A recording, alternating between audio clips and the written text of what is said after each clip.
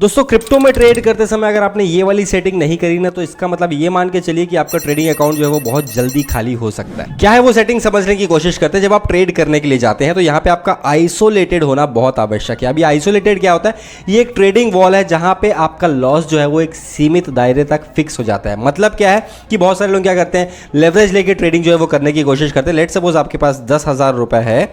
अब 10,000 रुपए में से आपने एक ट्रेड में 1,000 रुपए का ट्रेड जो है वो इनिशिएट किया, मतलब 1,000 रुपए का ट्रेड आपने लिया है। अब आपका जो 9,000 रुपए वो आपके ट्रेडिंग अकाउंट में पड़ा हुआ है। लेकिन अगर आपने ये आइसोलेटेड सेटिंग नहीं किया होगा और स्टॉप लॉस नहीं लगाया तो 1,000 से ज़्यादा लॉस भी हो जाएगा और फिर बाकी का पैसा आपका जो है वो 9,000 से निकलना शुरू हो जाएगा। मेरे कहने का मतलब क्या है कि अगर आइसोलेटेड वाली सेटिंग आपने ऑन करके रखी हुई है तो आपने अगर 1,000 रुपए का ट्रेड मारा है तो आपका मैक्सिमम लॉस जो है वो 1,000 रुपए का ही होगा।